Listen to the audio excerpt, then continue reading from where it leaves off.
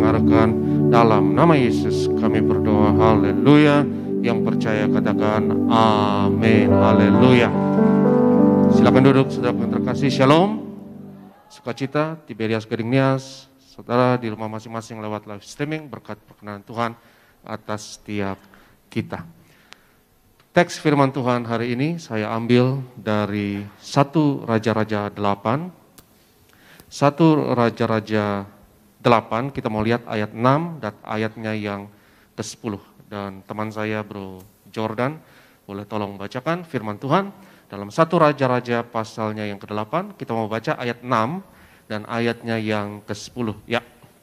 Kemudian imam-imam membawa tabut perjanjian Tuhan itu ke tempatnya, di ruang belakang rumah itu, di tempat Maha Kudus, tepat di bawah sayap-sayap kerub-kerub. Ayat 10. Ketika imam-imam keluar dari tempat kudus, datanglah awan memenuhi rumah Tuhan. Saudara perhatikan, ketika tabut perjanjian itu dibawa ke ruang Maha Kudus, maka muncul yang namanya awan kemuliaan. Katakan bersama saya, awan kemuliaan. Yang dalam bahasa Ibraninya adalah Shekinah glory, kemuliaan Allah, itu dimanifestasikan secara fisik, dapat dilihat dengan mata oleh umat Israel pada zaman itu seperti awan kemuliaan. Yang dalam bahasa Ibraninya adalah kavod, yang artinya kemuliaan. Tapi kavod juga bisa berarti kehormatan atau honor, kehormatan. Jadi ketika tabut perjanjian dibawa ke ruang Maha Kudus, dan kita tahu ruang Maha Kudus adalah tempat ketika darah itu dicurahkan di takhta kasih anugerah di antara dua sayap kerubim pada tabut perjanjian, darah korban binatang persembahan itu dipercikan, dan ketika darah tercurah maka ada kavod, maka ada kemuliaan. Ketika ada korban, maka akan ada kemuliaan. Itu kenapa Gereja Tiberias, baik Gembala Sidang, Pendeta Darniati Pariaji, dan Mendiang, Pendeta Pariaji, selalu menekankan pentingnya pengorbanan. Karena pengorbanan itu akan selalu membawa kemuliaan. Dan ketika ada darah, ada pengorbanan, maka akan ada terang, maka akan ada kemuliaan. Kalau ada darah, saudara, maka akan ada urapan. Itu kenapa imam-imam perjanjian lama, ketika mereka diurapi, dan imam itu diurapi di 3 bagian tubuh, yaitu di telinga, di ibu jari, tangan kanan, dan ibu jari kaki kanan. Ketika diurapi, mereka akan diurapi dengan darah dulu, saudara. Jadi telinga kanan itu dibubuhi darah, dan ibu jari tangan kanan dibubuhi darah, ibu jari kaki kanan dibubuhi darah, dan tempat di mana dibubuhi darah tersebut akan ditimpa dengan bubuhan minyak urapan. Ya, jadi tempat di mana ada darah, di situ dibubuhi urapan. Tidak ada urapan tanpa pengorbanan. Yang setuju katakan amin. Tidak ada urapan tanpa darah. Nah, hari ini saudaraku, saya mau berbicara mengenai zona kerajaan Allah. Matius 6:33, ayat yang terkenal itu mengatakan, carilah dahulu kerajaan Allah dan kebenarannya, maka semuanya akan ditambahkan kepadamu. Di alam ini, di dunia sekarang ini, ada satu kerajaan yang tidak kelihatan, namanya adalah kerajaan Allah. Dan kekuatan yang paling dahsyat di dunia ini, kekuatan yang paling luar biasa di alam semesta ini adalah kerajaan Allah. Kerajaan yang tidak kelihatan. karena tidak kasat mata, tapi sudah ada di dunia ini. Karena Yesus katakan, kerajaan Allah ada di antara kamu. Kerajaan Allah sudah resmi berada di dunia ini. Umurnya sekitar 2000 tahun. Yaitu resmi ketika Roh Kudus turun di hari Pentakosta. Kerajaan Allah sudah turun dan sampai sekarang ini masih ada. Dan kerajaan Allah itu kita harus cari. Walaupun dia tidak kelihatan, tapi efeknya kelihatan. Efeknya adalah semuanya akan ditambahkan kepadamu. Efeknya adalah saudara tidak akan kekurangan, ada damai sejahtera, ada kebahagiaan, ada kesejahteraan, semuanya akan ditambahkan kepadamu. Kerajaan yang tidak kelihatan, tapi efeknya sangat kelihatan. Dan beberapa minggu ini saya memberikan pengajaran firman Tuhan yang praktis. Bagaimana kita mengejar kerajaan Allah tersebut. Kita lihat firman Tuhan Amos 5 ayatnya yang ke-14. Carilah yang baik dan jangan yang jahat, supaya kamu hidup. Dengan demikian Tuhan Allah semesta alam akan menyertai kamu seperti yang kamu katakan. Carilah yang baik dan jangan yang jahat, supaya kamu hidup. Bagaimana kita cari kerajaan Allah? Karena definisi kerajaan Allah diberikan oleh seorang teolog bernama Herman Bavinck, teolog asal Belanda. Dan definisi ini juga diberikan secara tidak langsung oleh seorang filsuf terkenal bernama Immanuel Kant. Ketika dia mengatakan bahwa Tuhan adalah konsepsi kebaikan yang tertinggi. Dan Herman Bavinck mengatakan kerajaan Allah adalah konsepsi kebaikan yang tertinggi. Definisi kebaikan yang tertinggi. Carilah yang baik, jangan yang jahat, supaya kamu hidup. Dan kalau kita cari yang baik, kita jangan cari yang baik, hanya yang baik sekarang, tapi yang baik untuk besok. Kita cari yang baik itu kita balance dalam dimensi waktu. Sekali lagi katakan bersama saya, waktu. Dan cari yang baik bukan hanya baik untuk diri kamu saja, tapi cari yang baik juga baik untuk orang lain. Karena kalau itu hanya untuk baik buat kita tapi merugikan orang lain, cuma kita yang menang dan orang lain dirugikan, ujung-ujungnya semuanya tidak akan ditambahkan kepadamu. Karena kita harus akui, saudaraku, Tuhan berkati kita dan penuhi kebutuhan kita lewat sesama kita. Yang setuju katakan amin. Saudara makan, minum, pakai, apapun yang saudara butuhkan sekarang ini, Tuhan kasih kepada kita lewat sesama kita, lewat orang lain. Sehingga kita harus cari harmonisasi tersebut. Harmonisasi kebaikan yang tertinggi. Harmonisasi kebaikan dalam dimensi waktu, karena nggak boleh hanya baik sekarang, karena ada banyak hal yang hanya baik sekarang, ada banyak hal di dunia ini yang hanya enak sekarang. Tapi setahun kemudian akan merugikan saudara. 2 tahun kemudian akan menghancurkan saudara. 1 dekade kemudian akan ada efek samping yang berbahaya misalnya bagi saudara. Jangan cari kebaikan yang hanya baik sekarang, tapi harmonisasikan, balance kebaikan tersebut. Yang pertama dalam dimensi waktu, katakan bersama saya waktu. Dan yang kedua dalam dimensi sesama, katakan bersama saya sesama. Kalau saudara lakukan hal itu, apapun yang saudara lakukan, itu bukan hanya bagi manusia, tapi bagi Tuhan. Karena kalau saudara lakukan apapun untuk kebaikan, dan itu dalam dimensi waktu, itu harus baik. Bukan hanya sekarang, tapi seterusnya. Tapi bukan hanya baik buat saya saja, tapi itu juga baik buat sesama saya, seluas mungkin. Apapun yang saudara lakukan, itu bukan untuk manusia, tapi bagi Tuhan. Dan itu nggak ada bedanya sama sekali. Tidak ada bedanya sama sekali. Dan apapun yang saudara lakukan akan berarti dan akan selaras dengan kerajaan Allah. Dan saudara berada di dalam zona yang harmoni. Dan zona itu saya mau katakan kepada saudara hari ini, zona itu bernama kerajaan Allah. Dan kalau saudara berada dalam zona harmonisasi tersebut, semuanya akan ditambahkan kepadamu. Engkau tidak akan kekurangan apapun. Jadi jangan ganggu harmonisasi dari frekuensi tersebut. Karena kerajaan Allah itu nyata banget. Walaupun tidak kelihatan, tapi efeknya sangat kelihatan dan sangat nyata. Sekali lagi efeknya adalah semuanya akan ditambahkan kepadamu. Karena kekuatan yang terbesar di dunia ini namanya adalah kerajaan Allah. Kerajaan yang tidak kelihatan, tapi sudah ada di sini. Dan jangan tunggu sampai kita mati baru kita cari kerajaan Allah.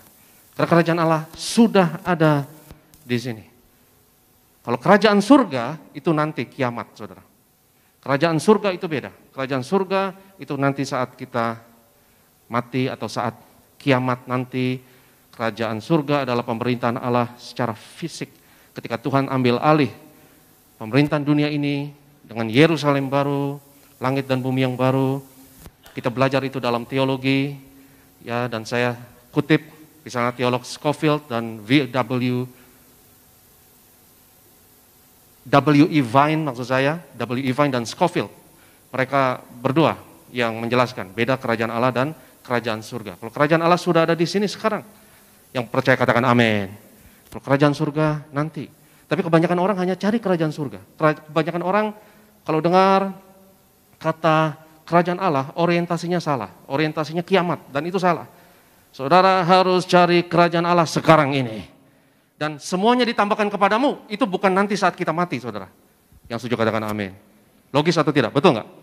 Semuanya ditambahkan kepadamu, itu untuk selama hayat masih dikandung badan. Yang setuju katakan amin. Selama saudara masih bernafas, selama kita masih ada di dunia ini, ada zona yang tidak kelihatan, zona tersebut bernama zona kerajaan Allah. Dan saya definisikan hal tersebut sebagai harmonisasi dari kebaikan yang tertinggi dalam dimensi waktu dan dimensi sesama. Dan apapun yang saudara lakukan dalam zona tersebut, itu sangat bermakna dan sangat berarti. Sekalipun itu remeh, sekalipun itu kecil, sekalipun itu tidak dilihat manusia. Tapi kalau saudara lakukan apapun keputusan hidup saudara, saudara cari yang baik. Dan saudara mau cari yang baik bukan hanya untuk diri sendiri, tapi juga untuk sesama. Dan cari yang baik, itu bukan hanya baik sekarang, tapi baik besok-besok dan seterusnya. Saudara selaraskan itu, harmonisasi itu dalam dimensi waktu. Apapun yang engkau lakukan, kalau engkau cari yang baik, dan semua keputusanmu dituntun dengan pencarian akan kebaikan tersebut, maka apapun yang saudara putuskan, apapun yang saudara lakukan, apapun yang kau perbuat, itu bukan lagi bagi manusia, saudara, tapi bagi Tuhan. Karena kita katakan, apapun yang kau kerjakan, jangan lakukan untuk manusia, tapi lakukan untuk seperti kepada Tuhan. Seperti istri taat pada suami, itu seperti kepada Kristus. Dan suami mengasihi istri, itu seperti Kristus mengasihi jemaatnya. Hai hamba-hamba, karyawan, taat kepada Tuhanmu, bukan seperti kepada manusia, tapi seperti kepada Tuhan. Kalau saudara cari kebaikan tersebut, dan kebaikan itulah kebaikan yang tertinggi dalam hidupmu, dan kau selaraskan harmonisasi hal tersebut dalam dimensi waktu dan dimensi sesama, maka apapun yang kau lakukan, itu bukan untuk manusia lagi.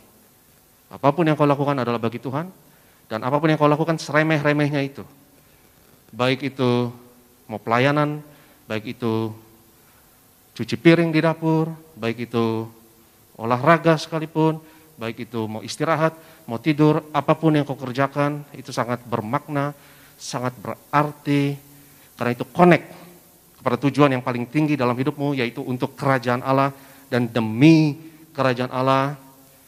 Dan kalau kau hidup dalam harmonisasi seperti itu, kau hidup dalam keselarasan yang seperti itu, maka engkau dipenuhi dengan kepenuhan Allah.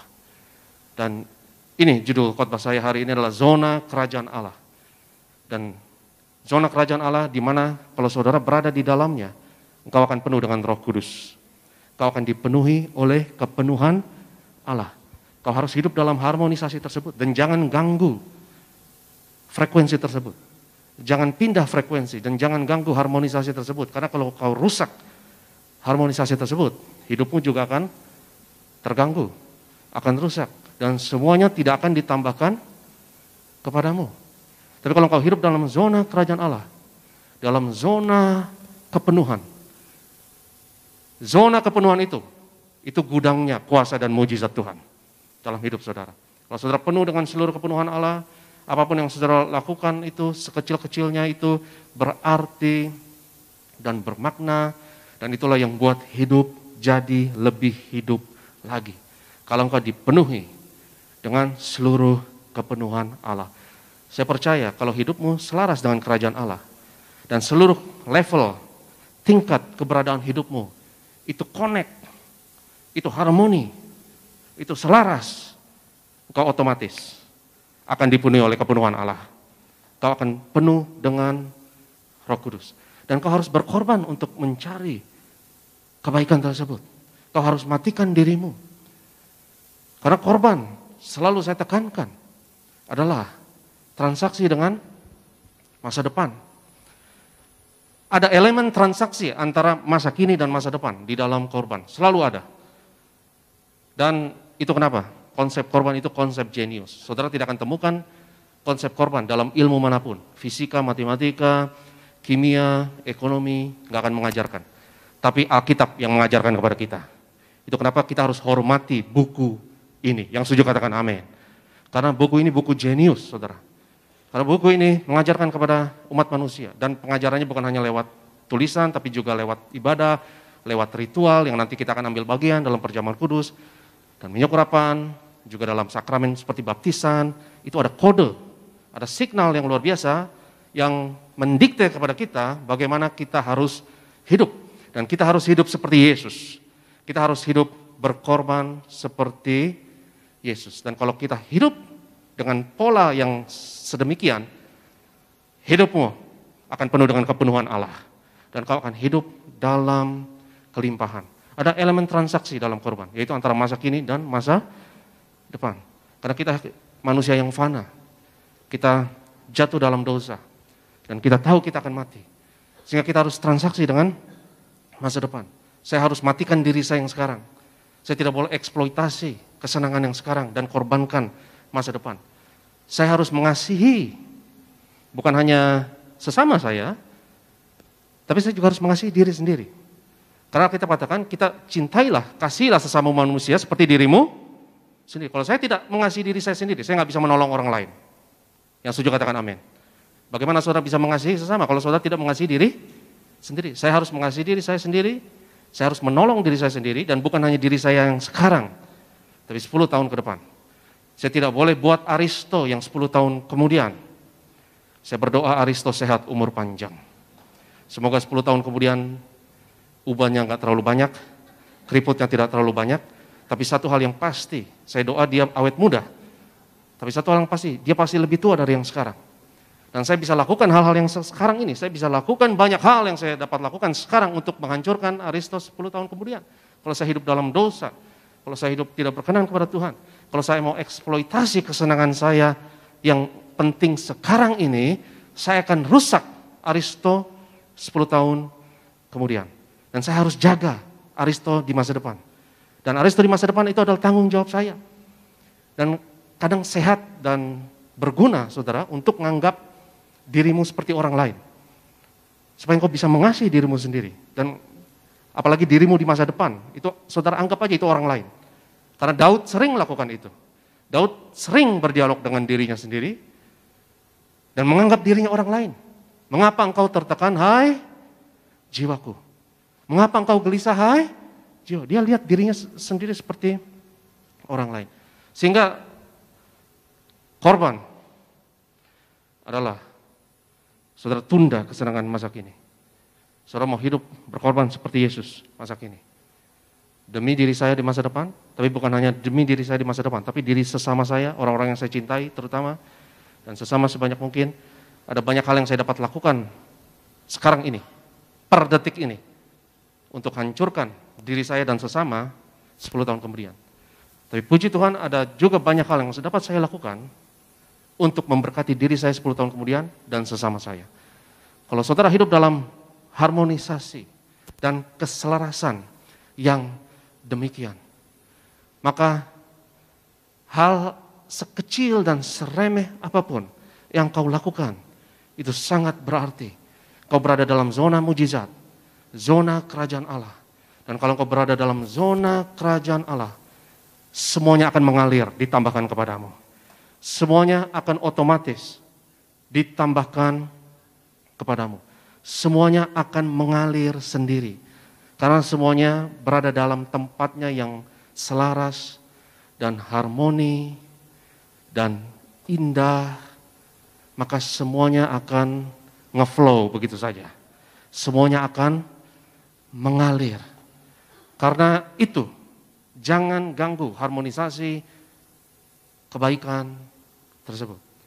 Karena kalau kita ganggu, saudaraku, maka itu akan nemplak balik ke diri kita sendiri. Dan semuanya tidak akan ditambahkan kepadamu. Kalau kita berada dalam zona kerajaan Allah, dalam zona harmonisasi kebaikan tersebut yang di-balance, yang diselaraskan dalam dimensi sesama dan waktu tersebut, maka engkau berada dalam zona mujizat. Saya percaya kalau saudara berada dalam zona kerajaan Allah, maka engkau akan selalu langkahmu dituntun oleh Tuhan. Semuanya akan ditambahkan kepadamu secara otomatis. Kau akan berada di waktu yang tepat, di tempat yang tepat, senantiasa. Dan jalanmu selalu dituntun, selalu beruntung di hadapan Tuhan. Dan pintu-pintu akan terbuka untukmu. Kalau engkau hidup di dalam zona kerajaan Allah tersebut, maka semuanya akan ditambahkan kepadamu. Dan kita tahu rasanya hidup di zona tersebut. Dan kita juga tahu rasanya tinggal di luar zona tersebut. Kalau saudara tinggal di luar zona kerajaan Allah, hidupmu kering. Hidupmu seperti tidak ada tujuan. Dan hidup seperti tidak ada makna. Dan tidak ada arti.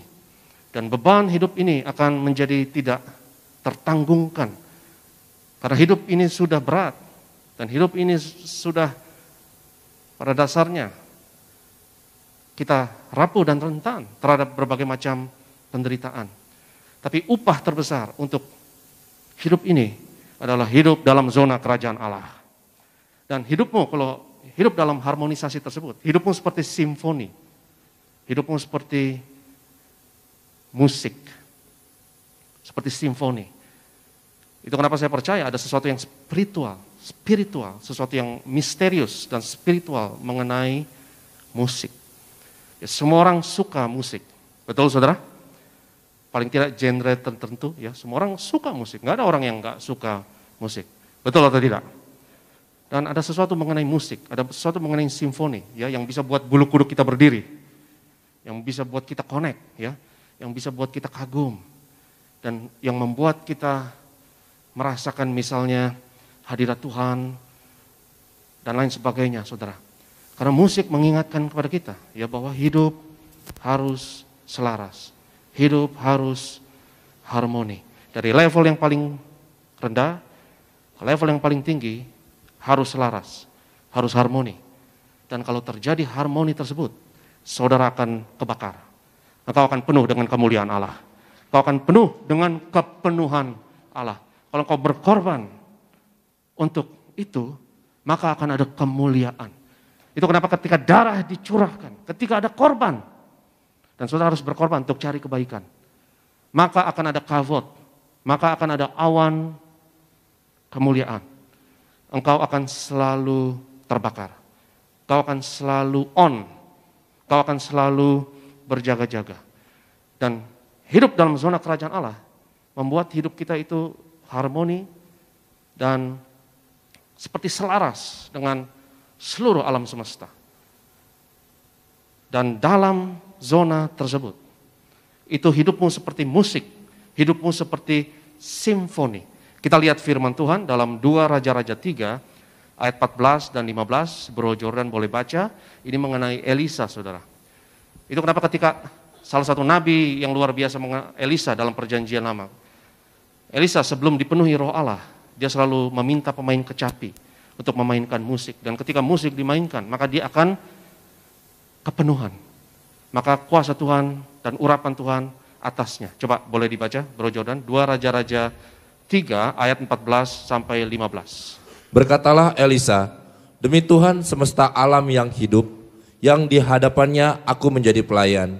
Jika tidak karena Yosafat, Raja Yehuda, maka sesungguhnya aku ini tidak akan memandang dan melihat kepadamu. 15. Maka sekarang jemputlah bagiku seorang pemetik kecapi. Pada waktu pemetik kecapi itu bermain kecapi, maka kekuasaan Tuhan meliputi dia. Ketika musik bermain, maka urapan muncul. Ya, saudara lihat musik ini, ada drum, ada bass, ada gitar melodi, ada keyboard, ya semuanya boleh berimprovisasi sendiri-sendiri. Tapi yang indah dari musik adalah mereka akan selalu harmoni. Dan musik-musik yang bermakna, yang berarti, itu bukan musik yang monoton. Ya mereka boleh berimprovisasi masing-masing. Kadang-kadang ada kekacauan. Tapi kekacauan, chaos tersebut akan selalu berada di dalam harmoni. Itu kenapa saya percaya, ya kerajaan Allah itu berada di batasan antara chaos dan order, antara ketertiban dan kekacauan. Di perbatasan tersebut, engkau akan menemukan zona yang disebut sebagai zona kerajaan Allah. Dan musik mengingatkan kepada kita bahwa hidup kita dalam segala level tingkat keberadaan kita bisa berada di dalam keselarasan, bisa berada di dalam harmoni. Itu kenapa jangan main-main dengan, jangan remehkan musik, saudara. Ya anak-anak yang bisa musik itu lebih kreatif, betul nggak? Musik itu kreatif. Jangan remehkan seni, ya. Seni berbicara mengenai keindahan. Ya musik itu berbicara mengenai seni, juga lukisan, ya misalnya puisi, drama, dan literatur, dunia seni itu mendekati dunia roh. Karena itu dunia kreativitas. Orang-orang yang paling cerdas, yang paling kreatif, itu juga nyeni, saudara. Betul nggak? Mereka tidak terlalu administratif atau manajerial misalnya. Tapi orang yang kreatif itu punya otak yang nyeni, yang katanya otak kanan. Ya misalnya Albert Einstein itu pemusik, saudara, dia pemain violin. Dan Albert Einstein mengatakan kalau dia sudah mentok, nggak bisa pecahkan rumus-rumus fisika. Kalau dia sudah mentok, dia akan main violin. Ketika dia main violin, dia tenang, dia santai. Tiba-tiba muncul ide-ide kreatif. Yang buat iPhone itu Steve Jobs. Dan Steve Jobs adalah pengusaha yang seniman. Itu kenapa? Saudaraku, ya, anak-anak muda, juga orang tua, ya jangan remehkan seni.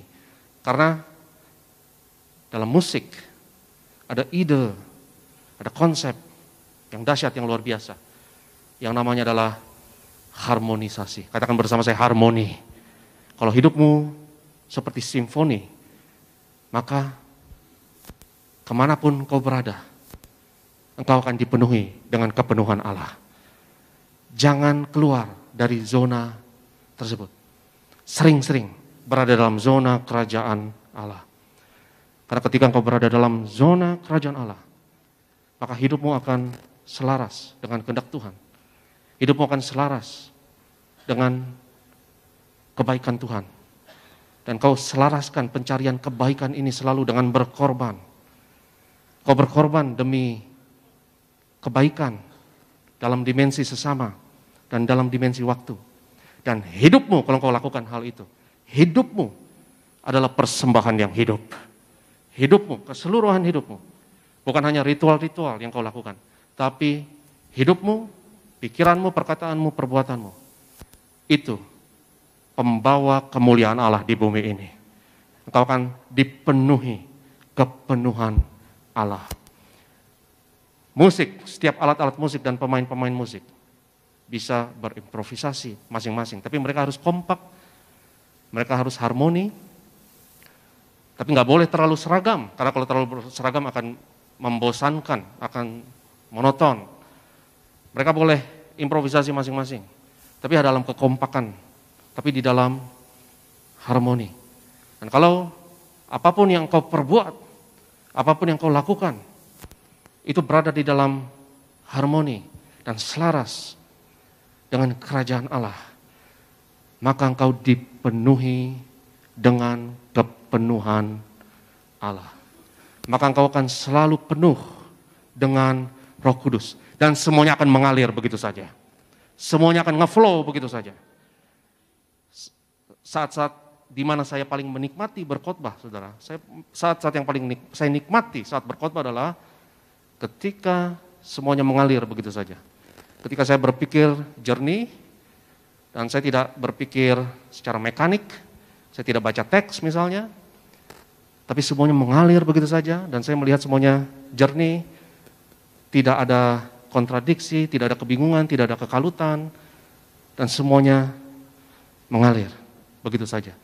Saya percaya kita harus sering-sering dipenuhi dengan Roh Allah. Kalau saudara dipenuhi dengan Roh Allah, semuanya mengalir begitu saja. Saudara tidak perlu berpikir mengenai langkah-langkah selanjutnya kadang. Tapi semuanya akan mengalir begitu saja. Dan satu ayat terakhir, kita tutup dengan ini, kita lihat firman Tuhan dalam Efesus 5 ayat 18. Efesus pasalnya kelima, boleh dibaca Bro Jordan, boleh tampilkan. Efesus 5 ayatnya yang ke-18. Dan janganlah kamu mabuk oleh anggur, karena anggur menimbulkan hawa nafsu. Tetapi hendaklah kamu penuh dengan Roh. Hendaklah kamu penuh dengan Roh. Jangan mabuk oleh alkohol. Kenapa orang mau alkohol, saudara? Kenapa orang mau narkoba? Kita harus cari tahu. Kenapa mereka ketagihan dengan zat-zat adiktif? Karena para ahli di dunia psikologi ada istilah namanya peak state. Peak state itu kondisi puncak. Dan ini para atlet mengetahui istilah ini. Peak state adalah kondisi di mana engkau sedang moodmu tinggi, ya. Dan kalau engkau lagi mood, kau lagi happy, kau lagi bahagia, misalnya. Dan peak state ini bukan hanya kondisi fisik. Peak state ini juga kondisi batin, emosional, psikologi. Kalau kau berada dalam kondisi tersebut, semuanya akan mengalir begitu saja. Kau tidak grogi, kau tidak kikuk, kau tidak kalut. Dan itu kenapa saya rasa, itu kenapa orang cari alkohol dan cari narkoba. Mereka mau melupakan susahnya hidup, dan mereka mau bebas dari kekalutan, dan mereka mau jadi diri mereka sendiri, tanda kutip, sehingga dunia menawarkan peak state yang palsu, dan narkoba adalah peak state atau kondisi puncak yang palsu, yang berbahaya. Mungkin itu enak sekarang, tapi itu tidak akan enak besok, dan tidak akan enak setahun kemudian. Dan itu akan merugikan dirimu dan merugikan orang lain. Tapi sehari ini saya mau katakan ada kondisi puncak yang tidak ada efek samping. Namanya adalah kepenuhan Roh Kudus. Kalau kau penuh dengan Roh Kudus, itu juga nagih, saudara. Yang setuju katakan amin. Itu juga nagih, amin. Kalau saudara penuh dengan Roh Kudus, itu juga nagih. Dan enak, dipenuhi Roh Kudus, enak. Seperti yang saya katakan, saat-saat saya paling menikmati khotbah adalah ketika saya nggak perlu berpikir tentang khotbah. Karena kalau saya terlalu berpikir tentang khotbah, stres, betul nggak? Tapi ketika Roh Kudus ambil alih misalnya, Roh Kudus memenuhi, saya nggak perlu mikir banyak, karena semuanya akan mengalir begitu saja. Seperti para atlet mengerti hal ini. Mereka punya istilah seperti yang saya katakan peak state. Ya kalau mereka lagi happy, lagi mood, nggak stres, semuanya mengalir begitu saja. Bisa atlet tenis atau bulu tangkis, nggak perlu mikir, ingat rumus-rumus dan jurus-jurus atau formula-formula. Karena Kalau engkau hanya mengingat rumus, jurus, dan formula, gerakanmu akan mekanik, dan gerakanmu akan seperti robot. Kau bisa grogi, kau kikuk. Tapi dalam kondisi puncak, semuanya ngeflow, semuanya indah, semuanya seperti simfoni, semuanya cantik. Dan saudaraku, Alkitab berbicara mengenai keindahan dari kekudusan. Kekudusan itu indah. Datang kepada Tuhan, berhiaskan kekudusan. Ya, kekudusan dan kesucian bukan sesuatu yang membosankan. Itu sesuatu yang indah. Dan kalau hidupmu berada dalam keselarasan dan harmonisasi dalam kerajaan Allah, kau penuh dengan kepenuhan roh Allah. Dan hidup seperti itu nikmat. Hidup seperti itu indah. Itu kenapa orang cari alkohol. Itu kenapa orang cari narkoba. Karena mereka mau memiliki peak state. Mereka mau memiliki kondisi puncak. Karena kalau berada dalam kondisi puncak, semuanya enak. Semuanya mengalir. Tapi narkoba, saya mau katakan, terutama anak-anak muda, ya, narkoba adalah kondisi puncak yang berbahaya. Yang palsu dan akan memberikan efek samping yang kau akan sesali. Itu kenapa? Baru saya ngeh hari ini, Efesus 5:18. Kenapa kepenuhan roh Allah disandingkan dengan anggur? Jangan mabuk oleh anggur.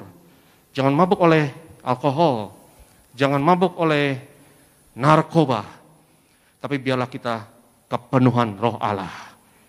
Biarlah kita diambil alih diri kita oleh roh Allah.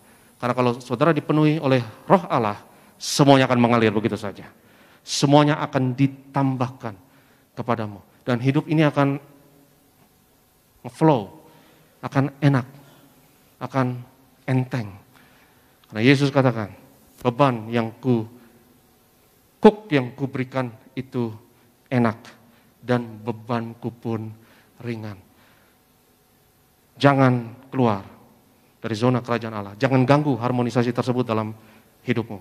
Karena kalau kita ganggu harmonisasi tersebut, saya percaya bahwa dosa adalah ketika engkau mengganggu harmonisasi pencarian akan kebaikan tersebut dalam dimensi waktu dan dimensi sesama, dan engkau gagal mencapai hal tersebut, itu adalah dosa. Yang dalam bahasa Yunaninya adalah hamartia, yang artinya meleset dari target, miss the mark, meleset dari target. Kalau engkau ganggu harmonisasi tersebut, maka itu akan nemplak balik kepada dirimu. Dan ujung-ujungnya akan merugikan dirimu dan orang lain. Dan ujung-ujungnya semuanya tidak akan ditambahkan kepadamu.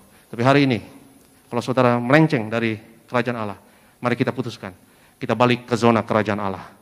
Ke zona kepenuhan Allah.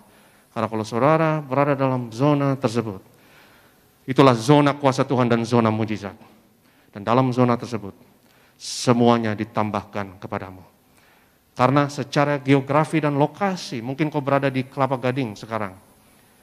Tapi secara spiritual, saudara harus selalu berada dalam zona kerajaan Allah. Karena kalau kau selalu berada dalam zona kerajaan Allah, saudaraku, kau akan selalu jadi berkat Tuhan. Kau menjadi saluran berkat bagi orang lain. Dan kerajaan Allah tidak perlu tunggu sampai kita mati untuk mencari dan mencapainya, saudara, dan mentabiskannya dalam hidup kita. Tapi kerajaan Allah sudah diberikan kepada kita. Dan itu tinggal kita cari. Dan kalau kita cari, semuanya akan ditambahkan kepadamu. Saya undang worship leader